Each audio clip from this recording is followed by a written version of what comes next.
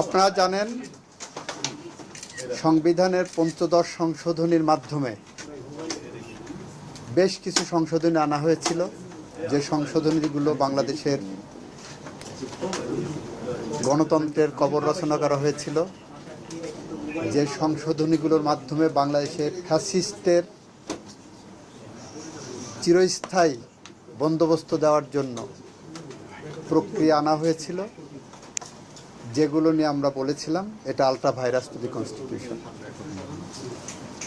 আমি attorney general থাকা অবস্থায় পাবলিক ইন্টারেস্ট লিটিগেশনে মিস্টার বদিউল আলম মজুমদার সহ যারা এই মামলা করেছিলেন এবং ইন্টারভেনার হিসেবে যারা ছিলেন অন্তর্বর্তীকালীন সরকারের পক্ষ থেকে, তখন আমাদের ইনস্ট্রাকশন ছিল যে এই সংশোধনীগুলো বাংলাদেশের মানুষের জীবনে বোঝা হয়ে আছে, গণতন্ত্রের পথে অন্তরায়।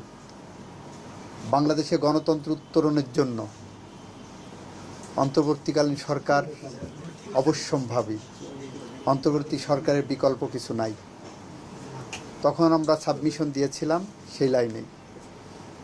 আমরা বলেছিলাম 7ক 7খ রাষ্ট্রদ্রোহিতা, এটা দিয়ে অ্যাবিউজ করা হবে, এটা ফ্যাসিজমকে চিরস্থায়ী বন্দোবস্তের একটা নীল নকশা। তো সেই জায়গাগুলো মহামান্য হাইকোর্ট বিভাগ বিবেচনায় নিয়ে কিছু বিষয় বলেছিলেন আলট্রা ভাইরাস দি কনস্টিটিউশন, বাতিল করে দিলেন সংশোধনীগুলো। কিছু বিষয় বললেন এটা পার্লামেন্ট সিদ্ধান্ত নেবে। আইনের জেনারেল ইন্টারপ্রিটেশন হলো পার্লামেন্ট এটা সিদ্ধান্ত নেবে, এইটা বলার অবকাশ রাখে না, কারণ পার্লামেন্ট ইচ্ছা করলে এটা যে কোনো সময় বাতিল করতে পারেন। তো নেভারদিলেস তার বিরুদ্ধে যেগুলো বাতিল করেননি সেইগুলোর বিরুদ্ধে অ্যাপেলেট ডিভিশনে গেছে। তো অ্যাপেলেট ডিভিশন ওই একই কথা বলে দিয়েছেন, যেটা পার্লামেন্ট সিদ্ধান্ত নেবেন, আর হাইকোর্ট যেগুলো আপনার অবৈধ ডিক্লেয়ার করেছে সেগুলো বহাল রেখেছে। সুতরাং হাইকোর্টের রায় বহাল আছে, আর বাকি যেগুলো আছে সেগুলো আমরা সংবিধান সংশোধনীর মাধ্যমে যা যা পদক্ষেপ নেওয়া দরকার আমরা পার্লামেন্টের সামনে প্লেস করব এবং সেই অনুসারে করব। এবং সেখানে আমাদের এই সংশোধনীগুলো আনতে আমাদের মুখ্য বিবেচ্য বিষয় থাকবে জুলাই চার্টার। জুলাই সনদকে সামনে রেখে আমরা এই সংশোধনীগুলোকে কিভাবে মানুষের কল্যাণে, যুগোপযোগী, দেশের জন্য, স্বাধীনতা সার্বভৌমত্বের জন্য, গণতন্ত্রের জন্য, আইনের শাসনের জন্য, মানবাধিকারের জন্য, ন্যায় বিচারের জন্য আনা সম্ভব হয়, সেটা আমরা পুঙ্খানুপুঙ্খভাবে বিবেচনা করে এবং পাবলিক কনসালটেশনের মধ্য দিয়েই আমরা সংসদে বিল আনব, এই আশ্বাস দিতে পারে। আর যেগুলো অবৈধ ডিক্লেয়ার হয়েছে এগুলো আমরা সংবিধানে সংশোধনী আনতে হবে, এটা আমাদের রাজনৈতিক অঙ্গীকার। আপনারা জানেন তত্ত্বাবধায়ক সরকার এটা বিএনপির আন্দোলনের ফসল।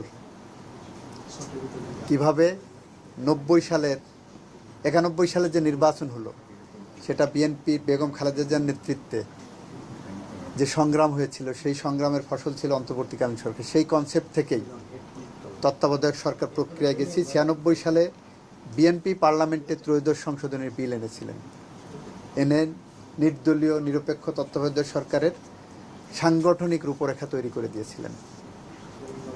এবং বিএনপি এটার জন্য বিগত 16-17 বছর ধরে সংগ্রাম করেছেন। বেগম খালেদা জিয়ার নেতৃত্বে দেশ বাঁচাও মানুষ বাঁচাও যে স্লোগান দিয়ে আমরা নিরন্তর সংগ্রামের পথে হেঁটেছিলাম, সেই পথে হাঁটার মুখ্য লক্ষ্য ছিল যে আমার ভোট আমি দেব, যাকে খুশি তাকে দেব। এবং সেই প্রক্রিয়ায় ফেরার জন্য তত্ত্বাবধায়ক সরকারের বিকল্প কোনো পথ ছিল না। আমরা সেই জায়গাটা রাজনৈতিকভাবে অঙ্গীকারবদ্ধ।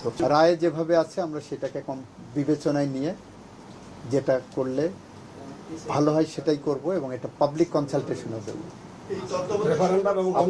আপনারাও সেটার পার্ট হবেন।